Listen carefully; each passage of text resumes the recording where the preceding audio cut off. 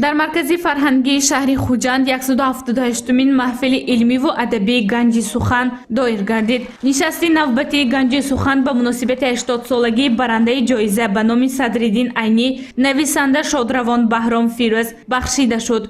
در چاره‌بینی علمی و ادبی دوستان و همکاران، پیوندان و شاگردان و مخلصان ادب اشتراک نمودند. محفل را نامزد علم‌های فیلولوژی رهبر محفل سید عمران سعیدов افتتاح بخشید. امروز محفل علمی و ادبی ما هم کلا به یک نفر شخصیتی که زندگیش با قلم پیوند بود، زندگیش با کتاب پیوند بود و از نویسندگان معروفی کشوری ما محسوب می شدم.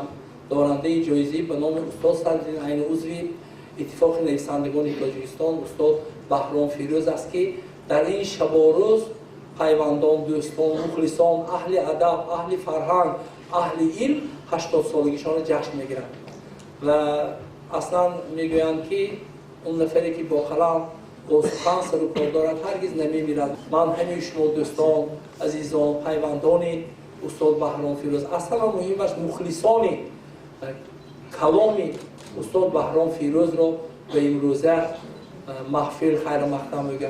سپس خیرالله صبروف معاون رکتور دانشگاه دولتی خوجند به نام اکادمیک باباجان غفورов پروفسور از فعالیت ادبی بهرام فیروز سخنرانی نمود. بهرام فیروز زاده شهرک تاجیک نشین نورتای تابع شهر سمرقند بوده. در خانواده زیایی چشم به عالم هستی گشوده است. ختم کرده آموزشگاه پداگوژی شهر سمرقند و انستیتوت دولتی پداگوژی شهر لنین‌آباد امروز خوجند می باشد. یک مدت فعالیت خود را در انستیتوت دولتی پداگوژی لنین‌آباد به حیث آموزگار ادامه داده است.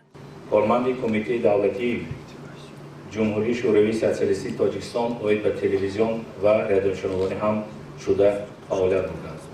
مدیر شعبه گزیت کانسومول تاجیکستان، مجله صدای شهر، مدیر بخش ادبیات بچگانه و نورسانی نشریات معارف، مدیر شعبه ادبیات بدیعی گزیت مدنیت تاجیکستان، محرر نشریات معارف، محرر نشریات ادب و از سال 1992 تا آخری اون خادم ادبی مجله سیحون شده کار و فعالیت نمودند. نورعلی نورزاد نامزد علم‌های فیلولوژی دانشگاه دولتی خوجند در برآمدش از سلسله کتاب با نام گردی دامانی مقصود جان عارفی یادآور شد. او گفت که مؤلف کتاب کوشش کرده است تا آثار ادیبان کلاسیکی را مورد تحلیل و تشریح قرار دهد و برای خوانندگان معاصر روزنه را در معرفت شعر والای گذشتگان باز نماید. بهرام فیروز از سالهای 60 عصر 20 آغاز کرده مجموعه اشعار با نامهای رازهای مهتاب شب و سلسله به تب رسانیده است. شعرهای او از باب اخلاق اجتماعی، سیمای معنوی و عشق و محبت انسان بحث می نماید. مطلوبه میرزا یونس دکتر علم‌های فیلولوژی پروفسور درباره آثار گرانبهای ادب سخنرانی نمود. استاد بهرام فیروز در تمام نوشته هاشون هم در نظم هم در پولیتیستیک کوشش کردند که معنویت‌گرا باشند، بنیاد اخلاقی انسانیت را جستجو کنند و برای ما خوانندگان منظور نمایند. شاعر خلقی تاجیکستان استاد فرزانه در سخنرانی خود از شخصیت ناتکرار ادیب صاحب نظر بهرام فیروز یاد کرد. او گفت که سرشت نیک و جوهر پاک این نویسنده به قلم او تاثیر کرده است و آثار او انسان را به راه نیک و راست هدایت میکند.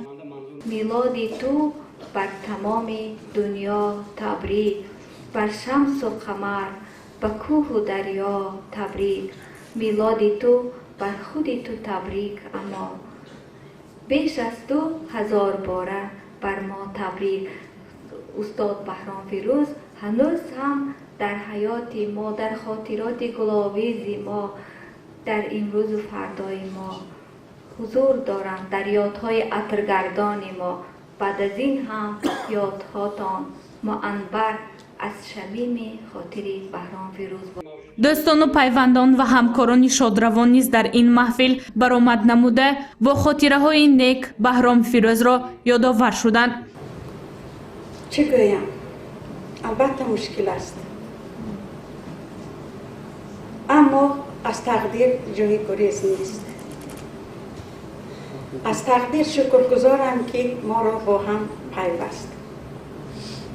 از همه شرکت کنندگان این محفل یاد بود برای حضورتان، برای خاطرات و یادداشت نیکتان سپاسگزارم.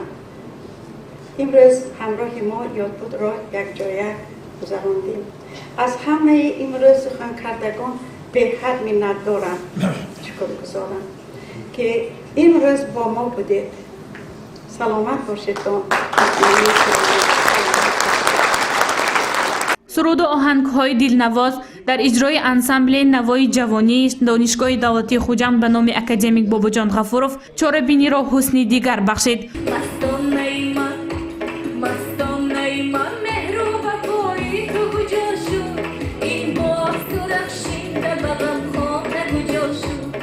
گزارشی گنجینه علیموف و نسیم رحیموف برای برنامه اطلاعاتی خبر.